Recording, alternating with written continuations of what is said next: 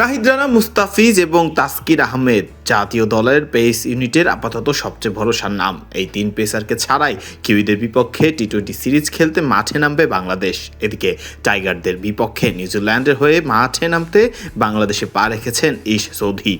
সংবাদ সম্মেলনে সৌধির মন্তব্যে উঠে এসেছে নাহিদ রানাকে নিয়ে বেশ প্রশংসাটাই।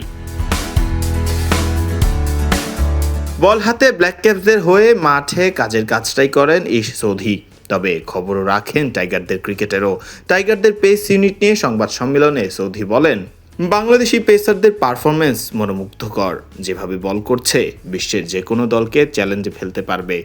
নাহিদ রানাকে আগে বল করতে দেখিনি, তবে শুনেছি ওর প্রতিটি বল উচ্চ গতির, তাও 10 ওভার জুড়ে। আমি আগে এভাবে আন্তর্জাতিক ক্রিকেটে কাউকে বল করতে দেখিনি, বিশেষ করে এশিয়ান কন্ডিশনে। খুব চ্যালেঞ্জিং মনে হচ্ছে। আমরা আমাদের ব্যাটারদের কিছু ভালো পারফরমেন্সের সাথে জয়ের প্রত্যাশা করছি। বাংলাদেশের এই দল বেশ ভিন্ন। কয়েকজন নামজাদা পেসার আছে যাদের আগে খেলিনি। এই কন্ডিশনে ভালো একটা টেস্ট হয়ে যাচ্ছে।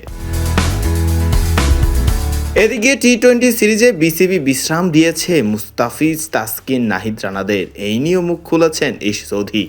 সৌধি জানান, মুস্তাফিজ ও নাহিদ গত সিরিজে যেভাবে বল করলো তারা ভিন্ন ধরনের চ্যালেঞ্জ। তবে এটা নতুন দল, নতুন চ্যালেঞ্জ।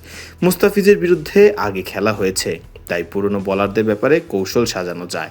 কিন্তু এখন তো পুরো নতুন অ্যাটাক। ব্ল্যাক ক্যাপসদের হয়ে এতদিন খেলতে পেরেও নিজেকে বেশ ভাগ্যবান ভাবছেন ইশ সৌধি। তিনি বলেন, নিউজিল্যান্ডের হয়ে খেলতে পেরে আমি ভাগ্যবান। আমার ক্যারিয়ার শুরু টেস্ট ক্রিকেটার হিসেবে, এরপর টি-20, এরপর আবার টেস্ট, আবার টি-20। এই ব্যাপারগুলো আমার উপর চ্যালেঞ্জ বজায় রাখে ও মনোযোগী হতে সাহায্য করে। আবার আমি 33 বছর বয়সী, এমন নয় 38 হয়ে গেছি যে অবসর নিয়ে ভাববো। তাই নিউজিল্যান্ডের হয়ে খেলা চালিয়ে যাওয়া রোমাঞ্চকর। ফারদিন রহমান সকাল, বিডি ক্রিক টাইম।